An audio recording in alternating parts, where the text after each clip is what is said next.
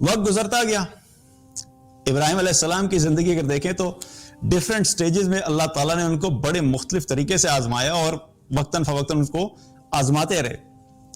وقت جب گزرتا گیا تو کیا ہوا کہ ابراہیم علیہ السلام کی اولاد نہیں تھی. ابراہیم علیہ السلام 86 سال کے ہو گئے, 86 ایئر ان کی ایج ہو گئی. اس وقت تک کوئی اولاد نہیں تھی. حضرت ہاجرہ علیہ السلام کے ذریعے سے 86 سال کی عمر میں اللہ تعالیٰ نے اسماعیل علیہ السلام کو اس دنیا میں بھیجا. اب جب وہ اس دنیا میں آئے تو اگلا امتحان شروع ہو گیا. اگلا امتحان کیا ہے کہ اللہ کی طرف سے حکم آیا کہ ان کو جا کے مکہ میں, ان مکہ کے پہاڑوں کے اندر چھوڑ کے آ جاؤ. اب اللہ کا حکم ہے. ابراہیم علیہ السلام نے حضرت ہاجرہ کو اور اسماعیل علیہ السلام کو ساتھ لیا اور چلنا شروع ہو گیا, اور جا کے جہاں پہ بیت اللہ ہے, خانہ کعبہ ہے, اس کے قریب جو پہاڑیاں ہیں وہاں پہ پہنچے. اور جب وہاں پہ پہنچے تو وہاں پہ چھوڑ کے ان کو واپس چلنا شروع ہو گئے. اب آپ سوچئے کہ یہاں پہ آپ ذرا فیلنگ کا اندازہ لگائیں کہ ایک خاوند اپنی بیوی اور اپنے اس بچے کو چھوڑ کے, جو بچہ ابھی بالکل پیدا ہوا ہے اور وہ بالکل دودھ پیتا بچہ ہے, اور ایک ایسی جگہ پہ چھوڑ کے جانے لگا ہے کہ جہاں پہ ارد گرد کوئی رہنے کا کوئی انتظام نہیں ہے, کوئی انسان وہاں پہ آباد نہیں ہے. وہ ہم کہتے ہیں کہ نہ بندہ نہ بندے کی ذات. تو جب وہ وہاں پہ پہنچے اور پہنچ کے جب واپس جا رہے تھے تو حضرت ہاجرہ ایک دم سے ان کی طرف دیکھا کہ مڑی اور ان کے پیچھے پیچھے چلنا شروع ہو گئی. ان سے پوچھا کہ اے ابراہیم, آپ ہمیں کہاں چھوڑ کے جا رہے ہیں؟ تو ابراہیم علیہ السلام خاموش, جواب نہیں دے رہے اور واپس چلتے چلے جا رہے ہیں. حضرت ہاجرہ ان کے پیچھے پیچھے ان سے پوچھ رہی ہیں, آپ بتائیے تو صحیح, یہاں پہ کوئی بندہ نہیں ہے, کوئی کھانے کا انتظام نہیں ہے, کوئی رہنے کی جگہ نہیں ہے, آپ ہمیں اکیلا یہاں پہ کیسے چھوڑ کے جا رہے ہیں؟ اب آپ سوچئے ذرا کہ کیا ایموشنل فیلنگ ہوگی ابراہیم علیہ السلام کی کہ اپنی بیوی کو اور اپنے بچے کو ایک ایسی جگہ پہ چھوڑ کے جانا جہاں پہ کھانا پینا تو دور کی بات, وہاں پہ تو جان کی بھی حفاظت کا کوئی گارنٹی نہیں ہے کہ کوئی جانور آ جائے, کوئی درندہ آ جائے, کوئی بھی چیز نقصان پہنچا سکتی ہے. لیکن چونکہ اللہ کا حکم ہے تو اللہ کا حکم پورا کرنے کے لیے انہوں نے وہاں پہ چھوڑا. اب ابراہیم علیہ السلام واپس جا رہے ہیں اور حضرت ہاجرہ ان سے پوچھتے چلے جا رہی ہیں.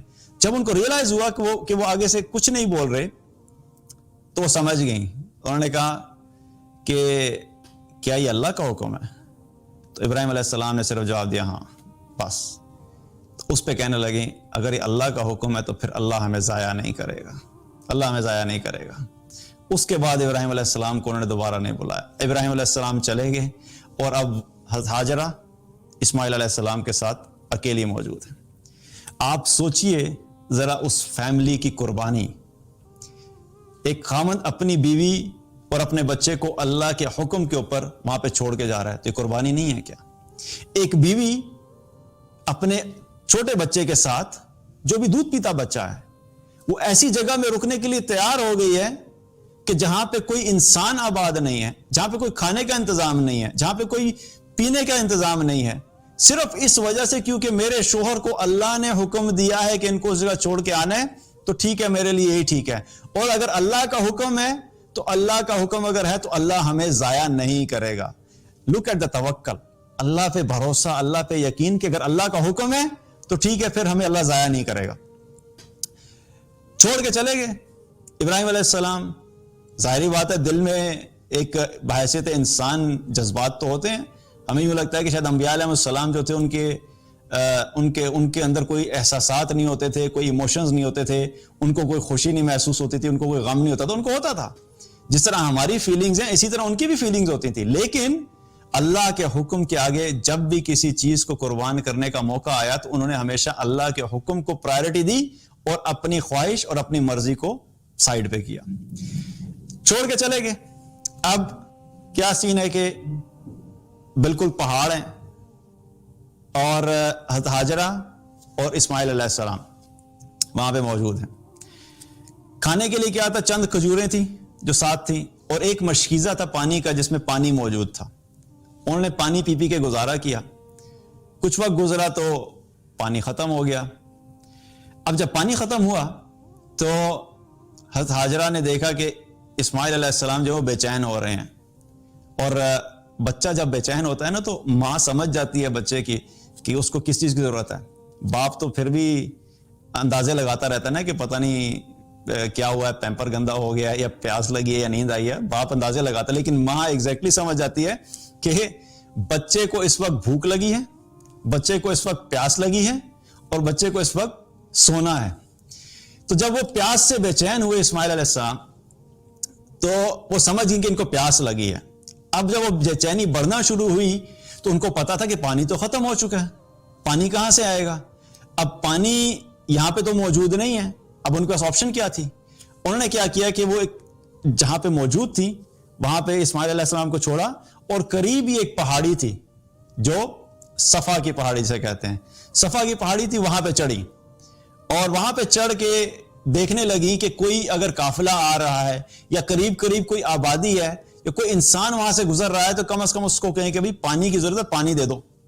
اوپر چڑھی, دیکھتی ہیں انہیں کچھ نظر نہیں آیا. اتنے میں دیکھتے ہیں کہ اسماعیل علیہ السلام بے چین ہو رہے ہیں, فوراً وہاں سے نیچے اتری اور ان کی طرف بھاگی.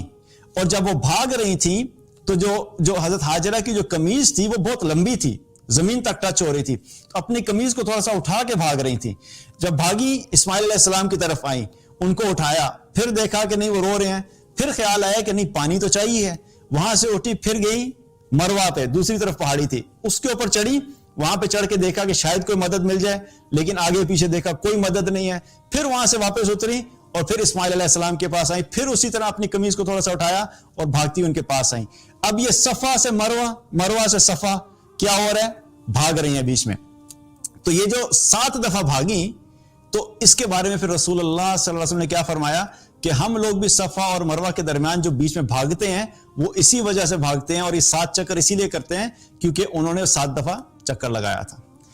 تو اب کیا ہے کہ وہ اگر آپ نے عمرہ کیا ہوگا آپ میں سے جس نے, تو آپ دیکھا ہوگا کہ وہاں پہ اس وقت بھی صفا مروہ کے درمیان جو صفا کا جو پہاڑی والی جگہ ہے وہ اونچی ہے اور مروہ جو ہے وہ بھی اونچی ہے, لیکن بیچ میں کیا ہے وہ نشیب ہے, وہ فلیٹ جگہ ہے. اور وہاں پہ اس ایریا کو جو ہے گرین لائٹس لگا دی گئی ہیں کہ جہاں سے سٹارٹنگ پوائنٹ اور اینڈنگ پوائنٹ کہ جہاں پہ حضرت ہاجرہ جس ایریا میں بھاگ رہی تھیں. آپ سوچئے کہ سبحان اللہ, اللہ سبحانہ تعالیٰ پہ توکل کرتے ہوئے وہ اس جگہ پہ رکی, انہوں نے قربانی دی, اور اس قربانی کی وجہ سے وہ جو بھاگ رہی تھیں اللہ کو وہ قربانی اتنی پسند آئی کہ اللہ سبحانہ تعالیٰ نے اس وقت سے لے کے آج تک سب لوگوں کے لیے اس چیز کو بحیثیت سنت جاری کر دیا کہ میری ایک بندی نے قربانی دی تھی اور وہ قربانی اتنی عظیم تھی کہ آنے والے جتنے لوگ اب اس جگہ پہ آئیں گے جب بھی وہ عمرہ کریں گے صفا مروہ کے درمیان بھاگیں گے. کروڑوں لوگ اس وقت سے لے کے آج تک کروڑوں لوگ وہاں پہ صفا مروہ کے درمیان کیا کرتے ہیں, بھاگتے ہیں. کس وجہ سے؟ اللہ کی وہ بندی جس نے اللہ کے حکم کے لیے قربانی دی, اور وہ قربانی اتنی عظیم ہے کہ آج تک اس کو یاد کیا جاتا ہے. تو اللہ کا حکم جو پورا کرتا ہے اللہ اس کو کبھی ضائع نہیں کرتا. اب کیا ہوا کہ وہاں پر بہرحال جب ان کو پانی نہیں ملا تو کیا ہوا کہ کچھ ہی دیر میں ان کو آواز آئی, اس طرح کسی چیز کی آواز ہوتی ہے. تو ان کو یہ ریئلائز ہوا کہ شاید کوئی انسان ہے, تو انہوں نے آواز دی, پوچھا کون ہے, اگر کوئی ادھر ہے تو ہماری مدد کرو, ہمیں پانی چاہیے. اتنے میں کیا دیکھتی ہیں کہ ایک فرشتہ وہاں پہ کھڑا ہوا ہے, اور وہ فرشتہ وہاں پہ کھڑا ہے. اس فرشتے نے کیا کیا, اب یہ بھی دیکھیں سبحان اللہ کہ اللہ سبحانہ تعالیٰ نے ایسی جگہ پر ان کے لیے مدد بھیجی جہاں پہ انسان نہیں آیا, اللہ نے فرشتے کو بھیج دیا. کہ اللہ نے فرشتے کو بھیج دیا کہ میری ایک بندی ہے جس نے میری رضا کی خاطر یہ قربانی دی ہے, تو اس کی جو اس وقت ریکوائرمنٹ ہے وہ پانی کی ریکوائرمنٹ ہے. تو اللہ نے پانی کے لیے فرشتہ بھیجا. جب فرشتہ وہاں پہ تھا اس فرشتے نے پر مارا اس جگہ پہ, اور ایک روایت میں آتا ہے کہ اپنی ایڑی ماری تو وہاں سے پانی نکل آیا, پانی پھوٹ آیا. اب یہ پہاڑوں کی بات ہو رہی ہے, یہاں پہ دنیا میں اگر پانی کہیں پہ ڈھونڈنا جائے تو پتہ نہیں کتنی ڈیپ جو ہے وہ زمین میں جانا پڑتا ہے, اور اس کے لیے کتنا لمبا چوڑا پروسیس ہے, پھر بھی جا کے کوئی گارنٹی نہیں ہوتی کہ پانی نکلے گا کہ نہیں. اللہ سبحانہ تعالیٰ نے فرشتہ بھیجا, اس فرشتے نے ایک پر مارا تو پانی نکل آیا. اب جب پانی نکلا تو پانی ظاہر ہے زمین سے جب نکلے گا تو اس کے رکنے کا تو کوئی راستہ نہیں ہے, تو پیئیں گے کیسے؟ تو حضرت ہاجرہ نے کیا کیا کہ وہاں پہ اس کے قریب جا کر سائیڈ سے مٹی اکٹھی کر کے ایک ہوز کی شکل بنا لی. ہوتا نا کہ ایک تھوڑا سا اونچی سائڈ پہ آپ سمجھ لیں کہ باؤنڈری سے بنا لی. تو جب باؤنڈری سے بنائی تو اس میں پانی اکٹھا ہو گیا. جب پانی اکٹھا ہوا تو اپنے ہاتھ سے چلو بھر بھر کے مشکیزے میں پانی ڈالنا شروع ہو گئی, اور مشکیزے میں پانی ڈال کے پھر خود بھی پانی پیا اور اسماعیل علیہ السلام کو بھی پانی پلایا. اور اس فرشتے نے جب دیکھا اور وہ سمجھ گیا کہ گھبرا بھی رہی ہیں, تو اس فرشتے نے کہا کہ آپ اپنی ہلاکت کے بارے میں فکر مت کریں, کیونکہ اللہ سبحانہ تعالیٰ اس بچے سے اور اس بچے کے والد سے اس کعبہ کو دوبارہ بنوائے گا. اور پھر فرمایا کہ اللہ اپنے بندوں کو ضائع نہیں کرتا. تو تسلی بھی دے دی, ساتھ پانی کا بندوبست بھی ہو گیا اور تسلی بھی ہو گئی. لیکن کیا پتہ لگتا ہے ہمیں کہ حضرت ہاجرہ کی جو قربانی تھی, اب قربانی اگر دیکھی جائے تو ابراہیم علیہ السلام کی بھی قربانی ہے. اپنی فیملی کو اس طرح چھوڑ کے جانا کوئی بھی انسان جو ہے وہ اس کے لیے کیا ہوتا ہے, بڑا مشکل ہوتا ہے. آج کیا ہوتا ہے کہ اگر انسان اپنی فیملی کو چھوڑ کے کسی دوسرے کنٹری میں جا رہا ہوتا ہے تو کتنی چیزیں انسان کے دل میں آ رہی ہوتی ہیں. حالانکہ فیملی گھر میں موجود ہے, کھانے کا مسئلہ نہیں, پینے کا مسئلہ نہیں, بجلی کا مسئلہ نہیں, سیکیورٹی کا مسئلہ نہیں, امن و امان کی حالت ہے. اس کے باوجود دل میں 10 قسم کے خیالات آتے ہیں کہ میں اپنی فیملی کو چھوڑ کے جا رہا ہوں, پتہ نہیں کیا بنے گا, پتہ نہیں کیسے گزارا کریں گے, یہ فلاں کام کیسے ہوگا, فلاں کام کیسے ہوگا, جو کہ نیچرل ہے. لیکن ابراہیم علیہ السلام ان کو کہاں چھوڑ کے جا رہے ہیں؟ پہاڑوں میں, جہاں پہ یہ مسائل نہیں ہے کہ بچے کی فیس کہاں پیسے کیسے پے کی جائے گی, بجلی آئے گی کہ نہیں آئے گی, گیس آئے گی کہ نہیں آئے گی, وہ مسائل ہی وہاں پہ کچھ ہو رہا ہے. وہاں تو کھانے پینے کا مسئلہ ہے. لیکن اس کے باوجود چھوڑ گئے. تو ابراہیم علیہ السلام کی قربانی تھی, لیکن ان سے بڑھ کے حضرت ہاجرہ کی قربانی تھی. ایک عورت ہوتے ہوئے جب ان کو یہ یقین ہوا کہ یہ حکم اللہ کا ہے, تو اللہ کے حکم کے لیے انہوں نے اپنی جان بھی ایک قسم کی وہاں پہ ایٹ اسٹیک لگا دی. کیونکہ لاجیکلی تو ایسی جگہ پہ رکنے کا مطلب کیا ہے کہ ایک سوسائڈ ہے, کہ جب وہاں پہ کوئی کھانے کے لیے کچھ نہیں ہے, پینے کے لیے کچھ نہیں ہے, کسی وقت بھی کوئی بھی آ کے آپ کو کسی قسم کا نقصان پہنچا سکتا ہے. لیکن اس کے باوجود ان کی قربانی جو تھی وہ بہت بڑی تھی, اور وہ اتنی بڑی قربانی جب انہوں نے دی تو پھر اتنا ہی بڑا ریوارڈ اللہ سبحانہ تعالیٰ نے ان کو دیا. تو ہمارے لیے یہاں پہ کیا میسج ہے کہ قربانی جو ہے وہ اللہ کے دین کے لیے اور اللہ کے احکامات کو پورا کرنے کے لیے دینی پڑتی ہے.